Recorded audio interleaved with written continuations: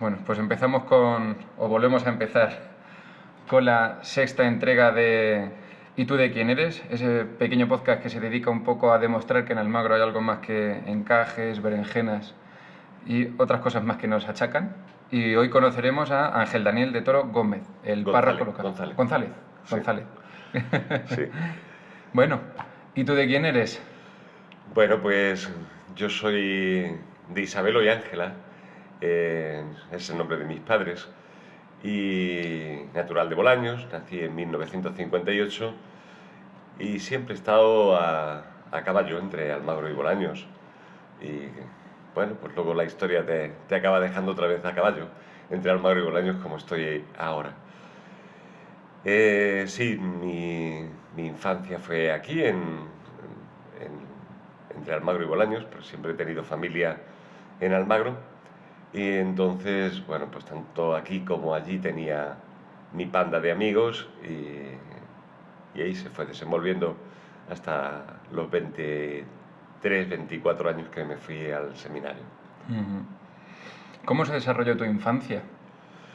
Bueno, pues mi infancia se desarrolló como la de un niño de aquellos años 60, en los que España estaba empezando a despegar en tantas y tantas cosas, con mucha sencillez. Los veranos eran en la huerta, una huerta que ahora es de uno de mis hermanos, detrás de la EFA, eh, con lo cual también entré al Almagro y Bolaños, en donde salía pues a diario a ayudar a mis padres en la tarea del verano y, y con mi perro a ver cruzar el tren por el camino de Ciudad Real a la vía cuando estaba ya frenándose para llegar a la estación de Almagro.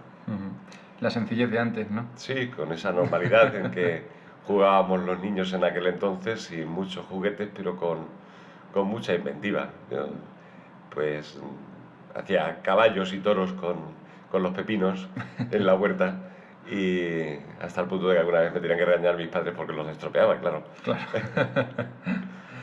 Y luego a nivel de adolescencia, ¿cómo te fuiste desarrollando? Pues a nivel de adolescencia terminé los estudios de primaria, en aquel momento no podía seguir estudiando, aunque a mí sí que me encantaba siempre, y me puse a trabajar. Estuve trabajando 5 años en Coninsa, Construcciones e Ingeniería Sociedad Anónima, que fue la empresa que hizo el saneamiento en Bolaños y en Almagro, y hasta donde ahora está la depuradora, que era donde se desembocaba, siempre desde el primer momento con la intención de hacer depuradora, pero los primeros años estuve funcionando sin ella. Ahí entré pues, con 16, 17 años, de chico en los recaos, de pinche que se llamaba entonces en las empresas, y cuando cumplí los 18 me pasaron de auxiliar administrativo a la oficina de la obra. Ahí estuve con esa empresa trabajando hasta que terminó la obra y cuando terminó me fui con ellos a otra obra, a la autopista del Atlántico, en Vigo, en donde estuve hasta que me fui a hacer el servicio militar. Cuando volví de la mili me mandaban a Recife, Lanzarote, a hacer unos depósitos de agua, también por el mismo trabajo de administrativo, pero no me quise ir. Yo estaba pues ya pues, aquí con mis pandas de amigos y muy bien, y la verdad es que enseguida encontré otro trabajo y estuve en Marucci trabajando hasta que me fui al seminario. El seminario. ¿Cómo fue el paso de trabajar a una vida ya no más relajada, más espiritual, el paso al seminario? Bueno, pues no sé si uno puede situarse en esas cosas si no las vive, porque yo pasé de gastar unas zapatillas de deporte cada mes y medio andando por una fábrica, por baldosas de terrazo, y estar trabajando con 300 mujeres a sentarte en una silla, a estudiar. Y bueno, pues yo en los primeros meses no aguantaba más de 20 minutos sentado en una silla, me tenía que poner de pie. Sí, es una de las muchas cosas en que cuesta un cambiazo como ese, ¿no? Y bueno, pues que también piensas, Dios mío, ahora 7 años estudiando, pues se va a hacer muy largo. Y la verdad es que no, que fue una experiencia muy hermosa y que se pasaron rápido. Tan rápido que se han pasado otros 33 años de sacerdote ya, Y después aquí de seguimos. aquellos. La vida de seminario, ¿cómo es? ¿Cómo es la rutina? Pues muy sencillita. Vamos a ver, teníamos cada uno nuestra habitación en donde por la mañana bien temprano, 7, 7:15, sonaba la música y nos poníamos todos a levantarte y 15 minutos después estábamos en la capilla rezando laudes, después al desayuno y después a clase toda la mañana sin salir de casa, con lo cual eso da bastante comodidad y biblioteca adentro, libros, todo lo que necesitas para estudiar. Los profesores de casa también, porque eran pues otros sacerdotes, bien de los que vivían con nosotros dentro del seminario o los que venían desde distintas parroquias de la ciudad o de otros pueblos a darnos las distintas asignaturas. Mañana de clases, tarde de estudio o alguna tarde de deporte y antes de la cena nuestra Eucaristía, nuestra misa, después a cenar y después, bueno, pues siempre había algún ratito de convivencia, de televisión, de juegos, de periódicos, Esparcimiento. de esparcimiento y luego pues cada uno se iba a su habitación o a seguir estudiando o a dormir y luego madrugábamos, dependía cada uno su ritmo de vida. ¿Y cómo fue el paso para luego tomar los hábitos? El paso, bueno, pues ahí cuando terminé, yo por mi edad ya tenía edad para ordenarme, porque antes de los 25 años si alguien se ordena antes de los 25, tiene que pedir dispensas, pero yo ya tenía 31 cumplidos cuando me ordené y bueno, pues terminé los estudios en junio y en el 28 de julio ya era sacerdote. Fue pues directo, sin ningún problema. El camino estaba claro. Sí, el camino ahí estaba bastante claro. ¿Cuál fue tu primer destino? Mi primer destino fue Alamillo, párroco de Alamillo. Atendía también San Benito, una aldea, mucha gente piensa enseguida, ¿de Badajoz? No, de Badajoz es Don Benito. San Benito es de Ciudad Real, es una aldea de Almodóvar del Campo que está en el Valle de Alcudia, bueno, en el Valle de los Pedroches ya, porque está al otro lado de la Sierra Madrona, y dando clases en Almadén, en el Instituto Mercurio de Almadén, un instituto de formación profesional. ¿Qué impartías? Religión. Religión. Sí. ¿Has impartido clases en más sitios? Sí, he impartido clases luego los 7 años que estuve en Campo de Cristana y he impartido otros 7, 8 años de los 11 que he estado en Socuellamos. ¿Y siempre en institutos? Siempre en institutos. En el Instituto Isabel Perillán y Quiroz de Campo de Cristana y en el Instituto... no va a salir ahora el nombre del Instituto de Socuellamos. Pero sí, el Instituto de Bachillerato. Lo he oído porque mi madre está allí ahora trabajando. Me mataría mi madre, no lo sé. ¿Y cómo es la vida docente? ¿O cómo fue? Bueno, para mí me gusta mucho la vida docente. Bueno, di clase también en Salamanca. En el año que estuve estudiando en Salamanca les impartía religión y moral católica a los estudiantes de enfermería. ¿Ah? Sí. En la Ponti, bueno, todos tienen una asignatura de moral por las distintas situaciones que luego se pueden encontrar en vitales. Sí, ya más allá de lo profesional. Eso es. Sí, pero que para ellos cuenta y me pidieron que si podía durante un semestre del curso que estuve allí, darles la asignatura de moral católica y se la estuve impartiendo yo. Bien, la vida de docente, bueno, pues una vida muy esclava si uno se lo toma en serio. Además, tú creo que lo sabes. Preparar clases, a veces pasa lo que antes comentábamos con lo del sacerdote, que trabaja media hora ahí con vino, ¿no? Diciendo misa, ¿no? Hay otro montón de cosas, no solamente el impartir la clase, sino el prepararlas, el corregir trabajos, leerte trabajos, corregir exámenes y actualizarte. Si quieres estar al día, pues es algo que estás siempre, permanentemente trabajando. El seguimiento, que es lo que no se ve. Esa es la parte que no se ve de muchas profesiones. A mí siempre me ha sorprendido cuando una persona termina la carrera y no vuelve a coger un libro, cuando Bueno, pues yo tengo 3 veces más biblioteca que cuando era estudiante. Y la vida como sacerdote, ¿qué es lo que no vemos nosotros de un sacerdote? ¿Qué es lo que no veis? Pues no veis nuestros ratos de oración normalmente, no veis nuestra preocupación por, por tantas y tantas personas como vienen a consultarte cosas, a compartir experiencias, normalmente las duras, las difíciles, cuando pasa algo bueno, también, alguna gente también, pero cuando pasa algo bueno, pasa lo que con las misas, poca gente, aunque a sus hijos les pasen 10 cosas positivas, nunca piden una misa de acción de gracias y se muere el abuelo y están cada mes pidiendo misa, ¿no? Bueno, pues con un hijo hemos tenido pues que se ha hecho un hombre que se saca el carnet de conducir, que ha terminado el bachillerato, que ha terminado su carrera, que, que es un buen chaval, que, bueno, pues tantas y tantas cosas hermosas como van pasando a lo largo de la vida, que son dignas de dar gracias a Dios. Eh, Archivo donde se va registrando pues todos los difuntos, todos los bautizos, todas las bodas, el diálogo pues con mucha gente que va compartiendo, bueno, pues todo lo que va pasando a lo largo de la vida de un cristiano, ¿no? En ese sentido tenéis muchísima responsabilidad, ¿no? Porque la labor de seguimiento desde administrativo, emocional, como soporte emocional, profesional, de la responsabilidad de tener que dar misa. Sí, esa es la parte que se ve, la parte pública de una procesión, de una Eucaristía, de donde te estás de cara a todo el pueblo, pero luego hay muchísimos aspectos del trabajo en donde visitas enfermos, donde acompañas a personas en su, en su dolor, en su sufrimiento, en lo que son los duelos después también de muchas familias.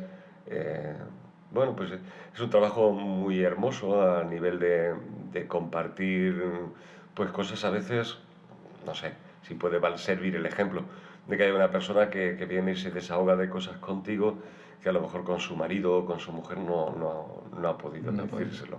Esto me ha llegado a pasar con algún amigo y digo, qué curiosidades de la vida, ¿no?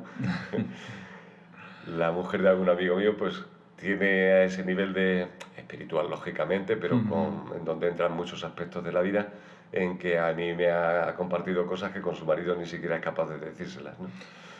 Es un poco el factor de psicólogo. Sí, de alguna manera, a veces cosas muy serias que marcan a una persona y que, bueno, pues es un motivo de los hermosos para dar gracias a Dios de que una persona confíe en ti de esa manera. Y cuando te toca realizar esa labor en solitario, como estás ahora en la parroquia de Almagro, Pues es un ir con la lengua afuera en muchos días y en muchos aspectos. A veces a nivel de recibir personas aquí, donde estamos grabando ahora mismo el programa, en el despacho, pues con lista de espera casi como la seguridad social. Pero bueno, siempre hay huecos porque siempre hay imprevistos también y no puedes ocupar todo el tiempo como te gustaría. Aunque yo soy de los que me gusta llevar al día las cosas lo más posible, porque si vas acumulando, entonces es cuando no puedes con ellas. Pero si lo vas llevando al día, aunque llegues por la noche y hay 3 partidas de bautizo sin pasar y te pongas a pasarla antes a las 12 de la noche, eso de tener la casa, el despacho juntos, eh, da para ir teniendo ese tipo de posibilidades pues muy a la mano. y ahora con esto que hemos pasado de la pandemia, dicen que nos ha afectado a todos. ¿Cómo te ha afectado a ti? Pues mucho, ¿cómo no? Me ha afectado mucho, creo que me ha marcado para toda mi vida, pues porque he estado al pie del cañón de todo lo que he ido pasando. Cuando hicieron los dos, no sé si fueron 2 o 3 entierros en que ni siquiera me enteré, sin que el sacerdote estuviera y se hiciera una oración por sus almas, pues enseguida llamé a la funeraria y les dije, no, llamarme que a la hora que sea voy. Y bueno, pues he estado en 79 entierros a escondidas, como yo les llamo, en los que algunos pues han sido estos señores que trabajan en el cementerio, los enterradores, y 2 familiares, 1, 3, ninguno. Ha habido cosas tan curiosas a lo largo del primer confinamiento, sobre todo, cuando estábamos tan encerrados todo el mundo, que bueno, pues hace sufrir porque rezas, tienes una psicología yo creo que formada y un poco fuerte, pero no eres de piedra. Claro. Con lo cual se sufre al lado de las personas que sufren cuando ves ese sufrimiento en tanta gente y uno tras otro.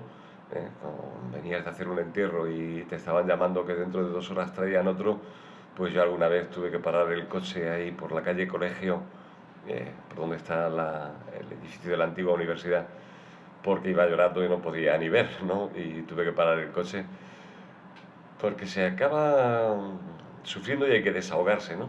Yo creo que en esta pandemia pues he llorado más que cuando murió mi padre, ¿no? Porque ver el dolor y uno tras otro y que la gente ni siquiera podía hacer lo que quería con sus seres más queridos, pues ver unos hijos que llevan a la madre al hospital y que no pueden volver a verla jamás, y la llevan en principio con un simple constipado y luego lo que vuelven a ver es en las cenizas, pues es que no da tiempo ni a decir ha pasado esto, está peor, se está muriendo, aunque sea muy rápido, es como cuando ocurre un accidente terrible, ¿no? Pues es así de doloroso.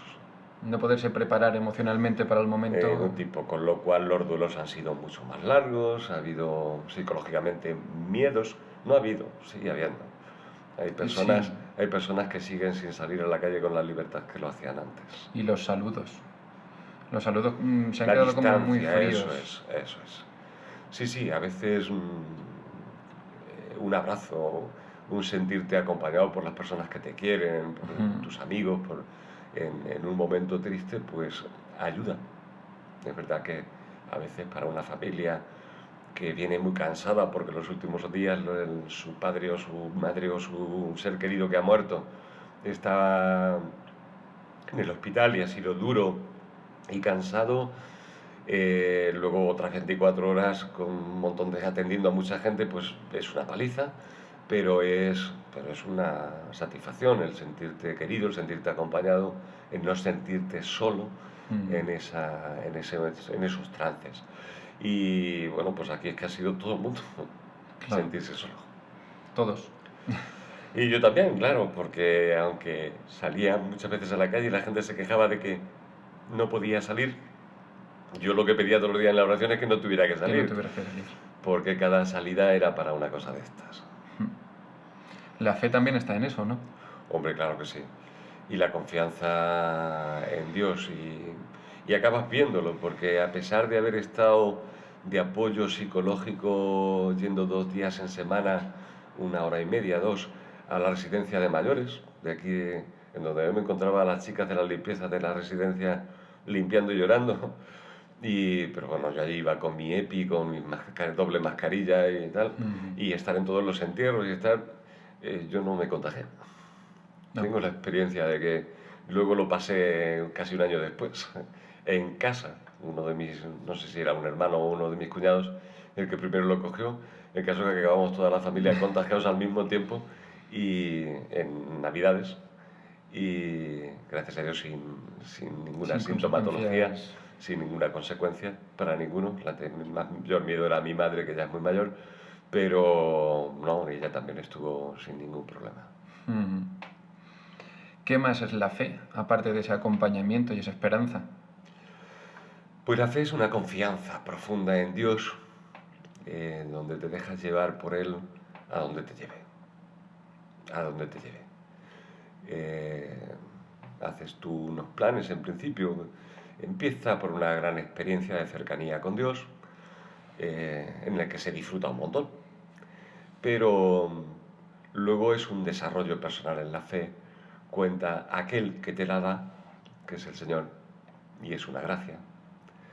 Aquel en quien confías, porque es una relación entre él y tú, entre él y la persona que se confía a Dios.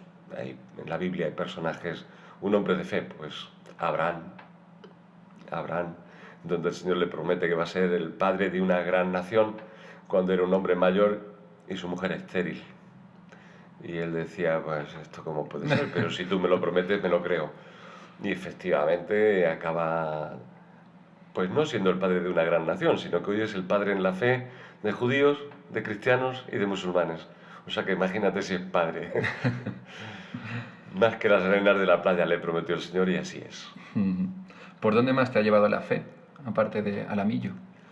Bueno, a mí me llevó por siempre mi inquietud por las misiones, me llevó antes de ser sacerdote, en mis últimos años de seminario, a irme en verano a África.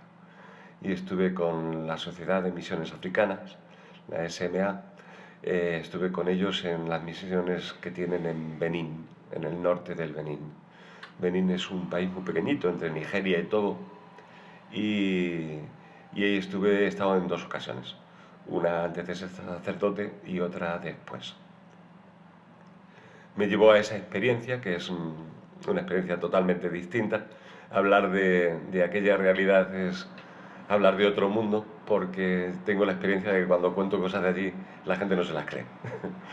El que te reciban siempre con una cara de alegría aunque no hayan comido, el que compartan algo contigo aunque no tengan nada, el que te ofrezcan agua aunque sea con pececitos, porque allí no hay frigoríficos ni filtros, de tal forma que se cogen muchas enfermedades. Yo pasé el paludismo allí, pero bueno, ese es por la picadura del mosquito Anófeles.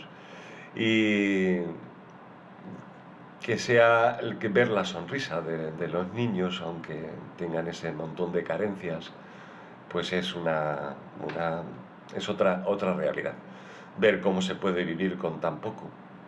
Es una experiencia parecida a cuando uno hace el Camino de Santiago, que te das cuenta que poquitas cosas necesitas, lo que llevas en la mochila y nada más para vivir. Pues algo así, pero elevado a la enésima potencia, donde no hay ni una aspirina, donde no hay... Nosotros realmente fuimos un grupo de 12 personas en ese primer viaje, con todo el instrumental, lo necesario para montar un pequeño dispensario, una pequeña clínica, y pensando que cuando llegáramos iba a estar hecha, y lo que tuvimos que ponernos de albañiles con ellos, porque no estaba hecho.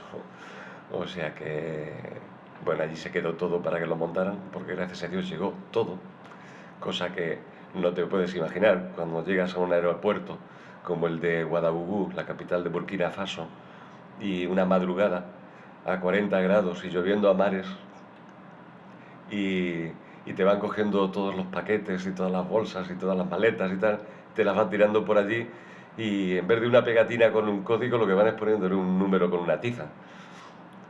Y gracias a Dios llegó todo. Pues yo no, la verdad es que es otro mundo, de verdad que es otra realidad, moverte por allí, por África. Y sin embargo hay una experiencia muy hermosa de fe, de confianza en Dios, de gente que además es una zona por las 2 tribus que se mueven por allí, que no ha tenido problemas en hacerse cristianos, porque vienen de una religión animista, pero con un gran culto a los muertos. Es decir, con la confianza ya de antemano en la experiencia de una vida después de la muerte, de la vida eterna. Con lo cual, al hablar de la resurrección de Cristo, para ellos es más asimilado que para nosotros. Son más cercanos. Más cercanos a esa gran experiencia de fe que aquí en nuestra cultura. ¿La vocación allí es fácil? ¿La vocación para ellos o para nosotros? Para ellos. Pues sí que se abren a la fe. Hay una cosa que les cuesta mucho entender en esta zona que yo conozco, y es el no tener hijos. El consagrarse y no tener hijos, tanto religiosas como sacerdotes. Porque para ellos la vida es como el primer... Para ellos su ley no es... Su constitución, digamos, es la ley natural. De tal forma que todo lo que altera la ley natural para ellos es signo del mal. Por ejemplo, un niño nace antes de los 9 meses y es un niño maldito. O echar los dientes de... Ahora mismo no estoy seguro si son los primeros que se echan, los de arriba o los de abajo. Si el orden es el contrario, igual. Con lo cual, con esos niños, ¿qué hacen? Pues los padres, como los quieren con toda su alma, como todo hijo, procuran ocultarlo. Que no se sepa, para que pueda mantenerse en casa, como todos. Porque si no es así, pues hay que darlo de esclavo a otra tribu, o acaban muriendo, abandonados. Esto ya te puedes imaginar lo que significa. Eso fue una de las gran labores que tenía unas religiosas de allí, fundadas por un obispo francés y que se dedicaban a eso, a coger a los niños gandos, que se dice en Bariba, en niños malditos. Y bueno, cuando la gente ya se va dando cuenta de que no ocurre nada porque tengan esos niños en casa, porque ellos el miedo, por lo que acaban dando a esos hijos, es porque si luego ocurre una desgracia en la tribu, Se les va a achacar en a el ellos. poblado, pues se le va a sacar a que el niño han ocultado esta o aquella cosa. Bueno, las creencias por los vudús y por las religiones ancestrales que ellos tienen, sus creencias. Está muy arraigado. Claro, eso está metido en el alma de un pueblo, lógicamente. Y salir de superar esas cosas es muy difícil. Cuando ya han visto, ya te digo, hijos que han tenido, los recogían en vez de dárselos de esclavos, los recogían las monjas, pues era una especie de lo que era antiguamente aquí, pues los niños abandonados Los expósitos. en los expósitos y los veían crecer y que eran como los demás y que no había ningún problema, pues un poco se va curando eso, pero se pasa mucho tiempo, generaciones. ¿Y la vocación cómo se vive en Occidente? En Occidente, pues con la misma misión que allí, solo que con otra realidad más difícil todavía, porque a veces cuando llegas con un mensaje hermoso a una tierra que no lo conoce, pues quien se sorprende ante él y lo acoge. Yo descubrí con lo que allí significa una persona mayor, un jefe de un pueblo. Allí lo que aquí equivaldría a nuestros ayuntamientos son las 3 o 4 personas más mayores de ese poblado, ¿no? Y que una persona de esas diga, vuestro Dios tiene palabras, porque la lengua de allí es muy especial. Es una descripción más que un nominativo de una cosa. Por ejemplo, una persona se ha quemado y no dice me he quemado, sino dice el fuego me ha mirado. Oh. O, bueno, pues vuestro Dios, la expresión de este señor era, vuestro Dios tiene palabras dulces, tiene palabras hermosas. Y bueno, porque un jefe de un poblado diga cosas así es muy interesante para los que vienen detrás, que los jóvenes y la gente de mediana edad, pues sí que iba haciendo su catequesis y después de 2 años, 3, en seguimiento, pues es cuando se bautizan. Y el entregarse, ya te digo, como la ley natural es tener hijos, y allí le tiene tanta importancia el tener hijos, y muchos, y no porque sean pobres, sino porque es su futuro. Si allí se viviera tan bien como vivimos aquí, pues la gente también haría su metodología para no tener tantos hijos, porque al final, claro, es un problema. Pero eso no puede ser por imposición, tiene que ser porque salgan de su pobreza. ¿Eh? La regulación de la natalidad en el mundo es necesaria, pero es necesaria bien hecha, no imponérselo, como se ha hecho algunos intentos internacionales, de mandarle galletas y tal, que esterilizaban a las niñas, o cosas por el estilo, como imposición. Para nosotros, cuando terminamos nuestra vida, es la pensión, es tu hospital, tienes ciertas seguridades. Para ellos su seguridad es que les cuiden de sus hijos.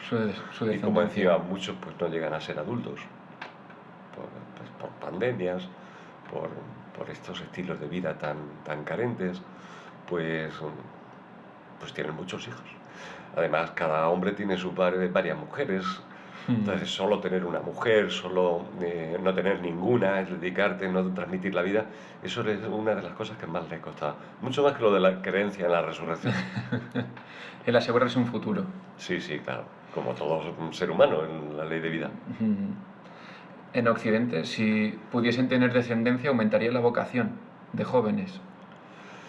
Pues seguramente.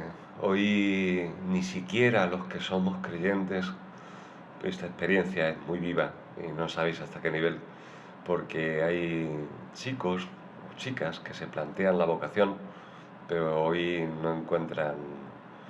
Está tan materializado nuestro mundo que pues dedicarte a una cosa en la que no vas a triunfar económicamente ni socialmente, pues no llama la atención. Y si algún chico o chica se lo plantean, pues los padres les quitan de la cabeza el tema. porque sus hijos queremos que sean todos ingenieros o licenciados en algo que, que gane mucho dinero y trabaje poco. Sí, antes en Occidente el primero estudiaba, el segundo se ordenaba Sí, eso es de antiguo. y ahora ya pues... Y el tercero militar o alguna cosa así, depende. ¿Qué futuro le espera a la Iglesia en Occidente? Pues el futuro yo lo veo halagüeño. Me espero de un buen futuro, muy esperanzador, puesto que está despertando en Europa pues la fe concienciada, con, con fundamento en el mundo oculto. En el mundo oculto de verdad, ¿no?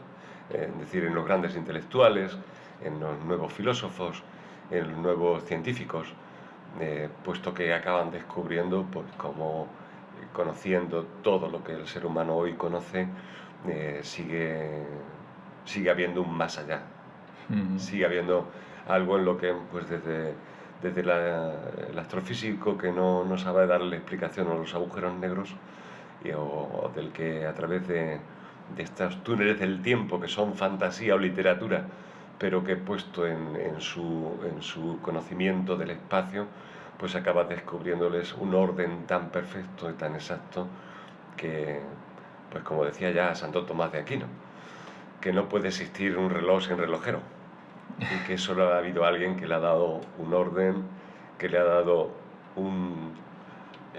una sabiduría tremenda, como es la propia naturaleza. En la misma biología uno acaba descubriendo cosas y la naturaleza es la primera catequesis en la que uno ve la mano de Dios de muchísimas maneras. Si es un hombre de fe, se abre a la fe. Si nos ponemos a negarlo todo y todo es casualidad, pues pensamos que la vida es una mera lotería. Pero bueno, entonces también sería una lotería la salida del sol de cada día.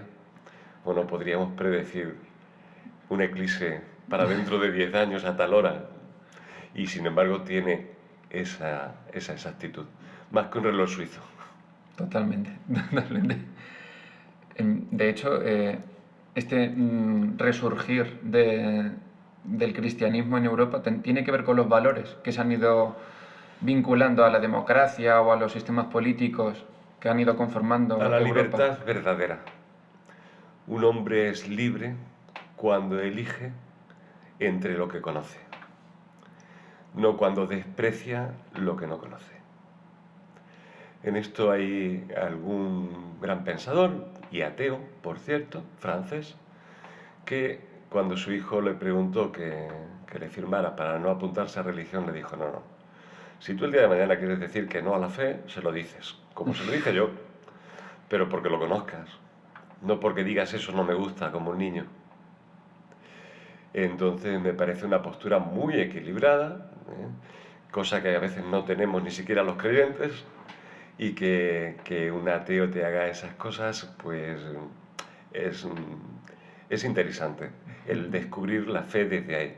No por mero, es decir, es un equilibrio, que no sea ni fideísmo, que me fío porque me lo han dicho y todo me lo creo, ¿ya? O una fe tan racionalizada que no entra el misterio, lógicamente. Y cuando no entra el misterio, los misterios serán siempre misterios y no los podremos descubrir, pero que tienen una razón de ser. No son irracionales, es razonable. Eso es. La fe es razonable. Y desde la razón, sin condicionamientos de ningún tipo, sino ante la ley natural, uno descubre a un Dios que nos trasciende. Como además el ser humano lo llevamos dentro de nuestros genes, este mismo aspecto, porque somos seres naturales, y pues el hombre siempre va buscando a Dios. De ahí que haya tantas religiones, de ahí que sigan naciendo sectas a montones todos los años, porque el hombre seguirá buscando siempre. Desde los hombres primitivos, que parece ser que la mayoría de las pinturas rupestres que nos encontramos pues tienen algo que ver con las creencias, con la fe, hasta el hombre moderno, que por muy moderno que sea, pues sigue poniéndose de rodillas ante el sol, ante Dios, ante un tótem o ante una tontuna que se le ha ocurrido en un momento dado. De ahí que a veces pues confundamos unas cosas con otras. Las FEs, las iglesias que tienen estructura, ¿qué otra institución conoces en el mundo que tenga 2000 años? Es difícil de mantener y de... Con las barbaridades que se han hecho. Sí. Yo, para mí, que un papa en un momento dado en la Edad Media coja un ejército y se suba a un caballo a matar gente en nombre de Dios, algo parecido a las bombas que hoy te ponen Sí. ciertos extremistas musulmanes, pues, es decir, si haciendo esas barbaridades la Iglesia ha podido seguir adelante, es porque está Dios dentro, si no, eso no se hubiera mantenido. Cuántas ideologías o otras instituciones internacionales pues han intentado cosas estupendas y a los 100 años se han dado cuenta de que no eran tan estupendas y se han abandonado. Es decir, no, cuando una institución tiene estos 2000 años y sus raíces están metidas en otros 5000 anteriores a Cristo, antes me refería a Abraham, pues Abraham lo que se calcula es eso, que vivió unos 5000 años antes de Cristo. Que 600 años antes de Cristo el profeta Isaías ya te describa perfectamente, con rasgos, con pelos y señales, la pasión de Cristo. Despreciable, deshecho de hombre, no parecía varón de dolores, tal.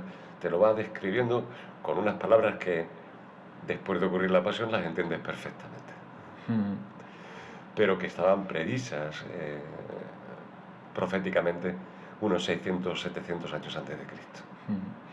A menudo tendemos a no idealizar, quizá encasillar a la Iglesia como que es un elemento tradicional, vamos a decir, que no avanza tanto. Y sin embargo, debido a lo que has dicho de estos 2000 años de tradición, vamos a coger la misma palabra, vemos que se ha ido adaptando a los cambios. Sí. Despacio, en serio, sin prisas. Cuando las cosas se hacen tan deprisa, no salen bien. Basándose en la fe no de una persona, ni de dos, ni de 5, ni de 1000, y con una hondura grande. Por eso, en ese sentido, va tan despacio. En ese sentido de los dogmas de fe, de las grandes creencias, de los grandes fundamentos de nuestra fe. Porque luego es en lo que es la aplicación de la fe a la vida, a la sociedad, la Iglesia ha ido por delante siempre, muy por delante. Esto es muy desconocido para muchísima gente, pero hay aspectos de la Iglesia en la que, bueno, pues ahora mismo, si te lo aplico a África hoy, pues los primeros pozos, las primeras emisoras de radio, los va llevando la Iglesia. Las grandes cuestiones en la vida laboral, pues las ha desarrollado la Iglesia en principio. No habían nacido los sindicatos cuando el Papa León XIII, en 1891, pues publica la Rerum Novarum, la encíclica de renovación de la realidad, una realidad nueva que se estaba dando por la revolución industrial de aquel momento, en donde la gente del campo, sin estudios, sin saber leer ni escribir, se iba a las grandes ciudades a trabajar en las fábricas y no había quien les defendiera una vida digna, ¿no? Entonces, una vida digna, un horario justo de trabajo, un salario justo, un derecho a vacaciones, todas ese tipo de cosas no las reivindicó un sindicato ni un partido político. El primero que las reivindicó fue un papa. Igual que la jornada de descanso del domingo. El domingo. O el liberar del trabajo a los menores de 8 años para su educación. Menores de 8 años, fijaos que ahora estamos que en los ahora, 18. Claro. Pero eso no se conquistó desde el primer momento. Eso fue muy paso a paso. La explotación de niños, de niños y de adultos. Donde un hombre estaba trabajando 14 o 15 horas al día por lo que sigue ocurriendo en África, Sí. Que todavía en África, en la India, en donde algunas grandes empresas que conocemos todos, no voy a nombrar ninguna, que no quiero meterme con nadie, pero se van a poner sus fábricas al tercer mundo, pues porque un niño está cosiendo balones de los que luego se lleva las ganancias, pues el futbolista que los firma, y el niño está cosiendo balones cortándose las manos con el nylon, cosiéndolas a mano por lo que iba a decir, por una peseta al día, para poder comer. Lo suficiente como para poder comer. Eso existe hoy todavía. Entonces, imaginaos, me decías antes, futuro de la Iglesia y futuro del mundo. Si del tercer mundo se está viniendo la gente aquí y nuestras grandes empresas se van a poner el trabajo allí, serían económicamente unos vasos comunicantes que acabarán igualando al mundo. No nos va a gustar a los que vivimos también, cuando esto se vaya dando cada vez más. No, de hecho, por eso se dice que está desapareciendo la clase media. Claro. Entonces yo sí, por ahí sí veo un futuro y muy esperanzador, sobre todo para la gente que más está sufriendo. Eso nos va a llevar a vivir nosotros un poquito menos cómodos. A lo mejor estas crisis nos están queriendo educar en alguna cosilla de antemano. Las crisis dicen que sirven para reorganizar. Lo peor es cuando te reorganizan. Eso es. Entonces, A ninguno nos gusta que nos reorganicen, pero bueno, el mundo solo se irá reorganizando. A veces lo que no somos capaces de hacer los hombres, que tendríamos que hacerlo por el hecho de ser personas y de ser hombres y tener a los demás al mismo nivel de derechos. Si nos pasa con los inmigrantes cuando llegan aquí, no les tratamos todo lo bien que deberíamos. Desde que en el trabajo se les intenta explotar en algún momento, hasta, bueno, pues el alquiler, el vivir en casas hacinados, tantas cosas como se dan aquí ya entre nosotros. Y solo tenemos que abrir los ojos para darnos cuenta que no somos justos, o por lo menos lo justo que deberíamos. mirar a los demás. Eso es. También me gustaría que nos comentases un poco cómo ha sido esa experiencia de conocer a los papas. Has conocido a varios. Pues sí, he tenido la suerte de celebrar la Eucaristía con los 3 últimos papas. Con Juan Pablo II fue en Sevilla, cuando vino al Congreso Eucarístico que hubo en Sevilla en 1992. Yo llevaba 2 años de sacerdote. Y bueno, pues pude celebrar la misa con él, pero no de hablar con él, ni de tocarlo, ni nada de eso, a distancia. Después, en 2006, en Valencia, en el Congreso Internacional de la Familia, con Benedicto XVI. Y bueno, cuando cumplí los 25 años de cura, escribí a Roma, porque ya sabía que el Papa Francisco recibía a los sacerdotes que cumplían 25 o 50 años para poder celebrar la misa con él y hablar con él. Y escribí y me contestaron en un par de meses, me contestaron que sí, dándome fecha y hora. Y el 20 de abril de 2015, que es cuando cumplí mis 25 años de sacerdote, estuve a las 7 de la mañana celebrando con él en la capilla de Santa Marta, donde él vive, en la planta baja. Donde hay una capillita, caben 40 o 50 personas, pero estábamos unos 20. Sacerdotes 6 o 7, y bueno, pues nosotros pasamos un rato antes, después de pasar los controles y las guardias suizas y todas las historias que hay que pasar para entrar allí, a las 6:30 de la mañana ya está pasando controles, y bueno, pues en una habitación cercana a la capilla estábamos los 6 o 7 sacerdotes revistiéndonos, poniéndonos el alba y la estola para la Eucaristía. Cuando lo vimos venir por el pasillo, nos dio los buenos días, ni se paró, pasó a la capilla, se puso de rodillas delante del sagrario unos minutos y pasó él a revestirse también, y luego ya entramos todos y celebramos la Eucaristía. Y al terminar ya estuvimos saludándolo uno a uno y hablando unos minutos con él cada uno. Es un hombre muy cercano, muy entrañable, sin ningún tipo de protocolos. A él, a nivel así de cercanía, no le gusta pues que te inclines delante de él, que te arrodilles. No. El tú a tú le gusta. El tú a tú, sí. Bueno, pues le dije mi nombre, que eran mis bodas de plata, que estaba de sacerdote aquí en Almagro. Y cuando nombré a Almagro, él se fue a su tierra enseguida, porque lo relacionó pues con el equipo de fútbol del que él era aficionado en su país, pues me parece que se llamaba San Lorenzo de Almagro. San Lorenzo de Almagro. Ya le dije, no, Almagro, Ciudad Real, España. Además le llevaba unos regalitos. Entonces un libro que yo había publicado unos años antes, unos corporales y purificadores con encaje de Almagro y una chaqueta también de una fábrica de punto de aquí de Almagro, una chaqueta blanca. Y bueno, pues unos minutos hablando, le pedí la bendición, le comenté pues, cómo iba mi vida sacerdotal, le animé a él lo que le dije, que siguiera siendo así de valiente con la tarea que eran sus primeros años de papa. Se llevaba pues 2 o 3 años de papa cuando fue este encuentro y tenía más energías que hoy, el pobre. Claro. Los años no pasan en balde ya a estas edades. Pero bueno, yo lo sigo viendo muy espontáneo, con lo cual a veces se mete en algún berenjenal Sigue de los que siendo le critica natural.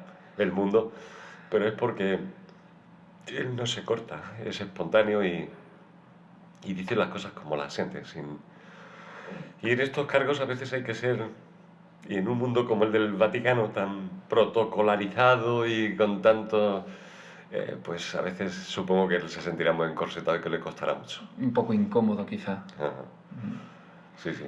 Se le ha visto ahora últimamente pues claro, debido a su edad, su estado de salud y pues el hecho de que es humano, que se quiere como apartar un poquito y no dejar tener tanta responsabilidad, que al fin y al cabo es pues, un proceso natural de vida.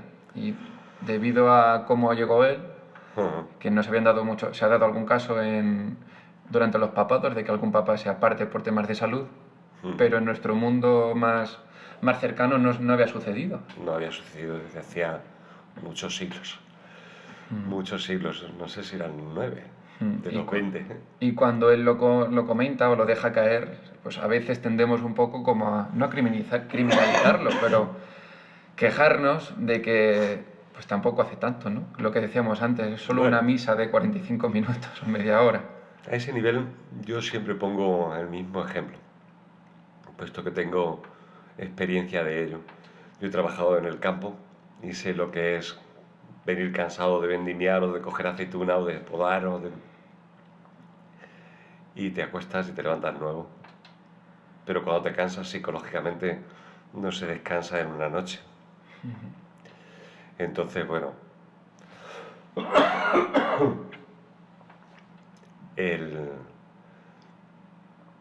su mayor tarea pues es escuchar grandes problemas, tomar grandes decisiones, escuchar a mucha gente que seguro que le aconseja y le acompaña en esa previo a la toma de esas decisiones o de esas publicaciones de escritos que aunque las escriba él, las encíclicas o las cartas,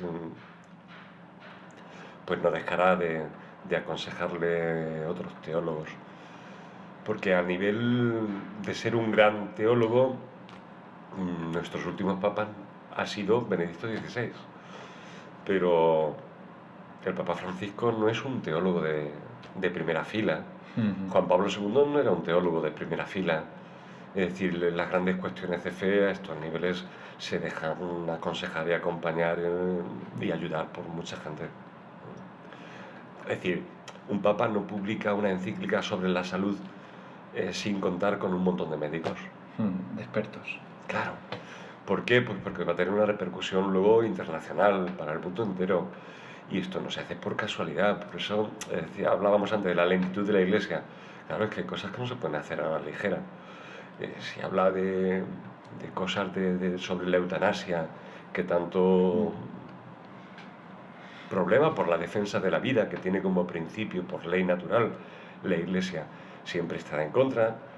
La Iglesia defiende la muerte natural también. Desde el primer momento de la concepción hasta el último momento de la vida natural, el ser humano es ser humano. Entonces, ni eutanasia ni distanasia. Esta palabra, algún médico le ha llamado la atención que yo se lo dijera. ¿Y eso qué es? Dilatar la vida. Ni adelantar la muerte, ni alargar la vida artificialmente. Es decir, muerte natural. Si una persona tiene una clínicamente muerta, aunque a no ser que la mantenga viva unos días para aprovechar órganos, que eso sí es legítimo y por el bien de los demás, Sí. pero mantenerla viva porque tiene mucho dinero o porque es el presidente de no sé dónde o No, o porque, bueno, pues es un artista famoso. No, no, la vida se ha terminado. Ese corazón está parado, es una máquina la que está haciendo de corazón. O esos pulmones están parados, es una máquina la que está haciendo de pulmones. Esa persona está muerta. Cuando hay cerebralmente una persona tiene clínicamente muerta, alargar la vida es una tontería. Entonces, la Iglesia defiende la muerte digna. Ni adelantar la muerte, ni alargar la vida artificialmente. La Iglesia, la verdad es que nunca ha dado paso atrás. Vanguardia, eso es vanguardia. Ya te digo que algún médico no sabía ni qué era eso. Y los sacerdotes sí lo sabemos. Sí lo sabéis. Nunca dais paso atrás, ¿no? De ahí la frase de esto va a misa. Esto va a misa. Bueno, paso atrás. O sea, no paso atrás en la iglesia en muchas cosas. ¿Sí? En muchísimas cosas a lo largo de la historia. ¿Eh? Lo que pasa que en este tipo de cuestiones de la vida, en este tipo de cuestiones de la dignidad de una persona, sea del color que sea y de la raza que sea, pasos atrás, pues imagínate, desde épocas en que las mujeres no tenían alma, a que hoy tengan tanta como nosotros, pues fíjate si se han hecho cambios, ¿no? Ha ido Claro, evolucionando. hombre, muchísimas Pero- cosas, muchísimas cosas. No, no, si un día se demostrara que la vida de verdad no es vida, pero bueno, tú date cuenta que un óvulo fecundado 24 horas te da un ADN distinto al del papá y el de la mamá. Hay otra entidad totalmente distinta. Es cuestión de tiempo el que se desarrolle a toda su plenitud. Nadie ha nacido ya con pantalones vaqueros. Todos hemos sido primero una célula invisible. Completamente. Bueno, y para terminar, me gustaría que nos dijeses qué te aporta a ti Almagro. Bueno, pues a mí Almagro me aporta lo que me han aportado todas las parroquias por las que he ido pasando. Me aporta una familia, una comunidad cristiana viva en, en todos los campos, en niños, en jóvenes, en adultos, en mayores, que siempre es una riqueza para la fe personal, el compartirla. Si tenemos mucha de cualquier cosa y no somos capaces de compartirlo, es como si no tenemos nada. Todo lo que no se comparte en la vida se pierde. Y en eso, bueno, pues celebrar a diario la Eucaristía con una comunidad de fieles, de hermanos, en que te acompañan, porque la Eucaristía la preside el cura, pero no es para el cura. La Eucaristía es para los demás, es para todos, para mí también, sí, pero es para todos. De tal forma que yo hasta ahora en la pandemia nunca había dicho misa yo solo, porque cuando he estado unos días de vacaciones y no he tenido la obligación de decir misa, pues iba a misa también, pero iba como un fiel cristiano, y si algún día no podía ir, no iba, porque la obligación es de los domingos. Pero ahora no, ahora era para una temporada que no sabíamos cuánto iba a ser. Y entonces, pues por el bien de la comunidad, por los difuntos que iba enterrando, por, por los que sabía que estaban enfermos, bueno, pues porque este virus cesara, pues sí que he estado pidiendo todos los días y celebrando la Eucaristía. La primera confinamiento, pues solo. Luego ya cuando se fue levantando, pues con algunos que hasta disfrutaban yendo a la misa prohibida, ¿no? Como que no se podía ir.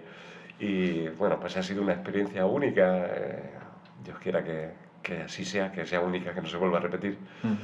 Y muy, muy interesante. Aportarme al Almagro, pues como ves, pues lo que te aporta. Pues, si te pregunto yo a ti, ¿qué te aporta tu familia? Todo lo que somos. ¿Y qué le puedes seguir aportando a Almagro? Bueno, pues mientras Dios me tenga aquí con salud, pues lo que soy, mi sacerdocio, mi vida a vuestro servicio, tanto religiosamente como humanamente. Es curioso, en este sentido, una cosa que voy a comentar, y es que a veces viene a compartir cosas, a pedir consulta o a desahogarse más personas de las que no van a misa que de las que van a misa. Estos son ese tipo de cosas que a veces te sorprende, pero que es así, que te sigan reconociendo como el sacerdote, personas que a lo mejor no son las más practicantes ni las más creyentes, pues es una alegría el que ver que dentro del corazón de mucha gente o en su fe a su manera te reconocen como el sacerdote y vienen a pedir el consejo, la ayuda o el desahogo que no pueden tener a veces ni con sus amigos. Reconforta la labor. Sí, es reconfortante a esos niveles mucho. Bueno, y para terminar me gustaría que nos leyeses, tenemos aquí encima de la mesa un libro que publicaste hace un par de años, que se llama... hace muchos años. Muchos. Sí, este libro se publicó en... Ahora mismo no te lo puedo decir, no lo encuentro. Bueno, sí, está aquí al se llama principio. Carta a un Está aquí al joven. principio. Sí, en el 2005. 2005. Sí, es un libro con 50 cartas dirigidas a los jóvenes. Yo trabajé en mi época de sacerdote joven, pues mucho con ellos, en la pastoral de juvenil, a nivel de los pueblos que he pasado, como a nivel diocesano y alguna colaboración también en la diócesis de Madrid. Sí, voy a leer una carta porque es muy diciente de cómo se vivía, porque estuve en una asociación de prevención de drogas estando en Campo de Cristana y bueno, pues conozco ese mundo un poquito. Y un chaval con el que tenía confianza y amistad, porque había pasado por los grupos de jóvenes de la parroquia, acabó matándose con la moto en una madrugada, el amanecer de un domingo, y una carta está dedicada a él. Paso a leerla. Querido Emiliano, cuando me dirijo a los amigos comienzo con el interrogante, ¿cómo te encuentras? Con la esperanza siempre de la respuesta positiva. Contigo no tengo ya esta necesidad. Sé que ahora todo va muy bien. También sé que si pudieses contar tu experiencia a muchos jóvenes, especialmente a aquellos que lloraron tu partida, les hablarías del domingo, del gran día de fiesta que tú ya has experimentado en plenitud y que muchos han perdido. Para nuestros padres, el domingo era el día del descanso. Para muchos jóvenes es el día del cansancio.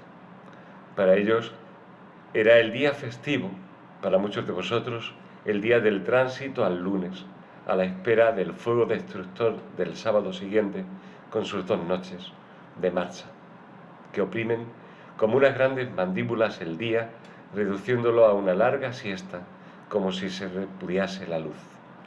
La madrugada del sábado marcha, el día para dormir. La madrugada del domingo marcha, el día para la resaca. A la espera del siguiente, de forma monótona y rutinaria, como una rueda sin fin.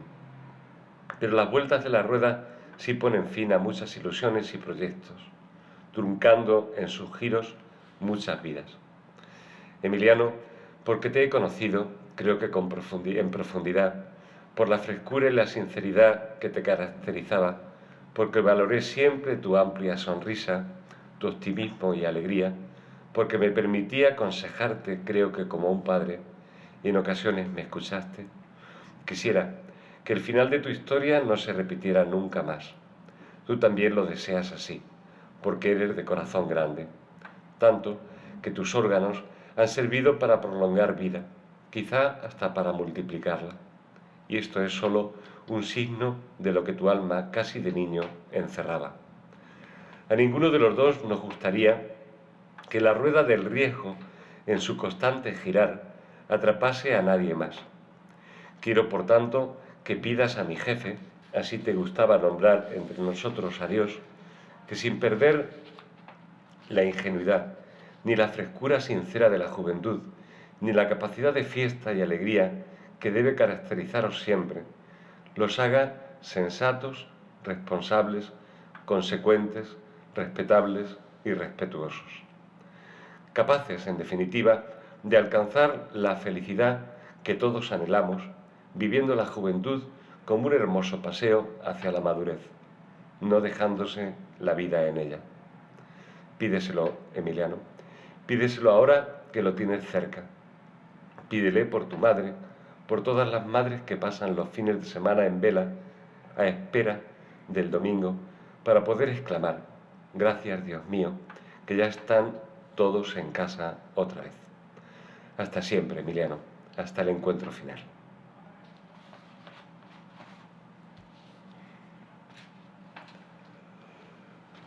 Menuda Bueno, experiencia. sí, fue una experiencia muy especial ver a este chaval después en la UCI y darle la unción de enfermos.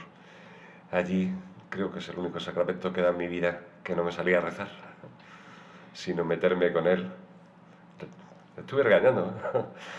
La confianza. Te has jugado la vida y la has perdido, y realmente fue así. Pues con esto nos despedimos. Pues gracias. Muchísimas gracias a ti y un placer. Que sirva a los que lo escuchen.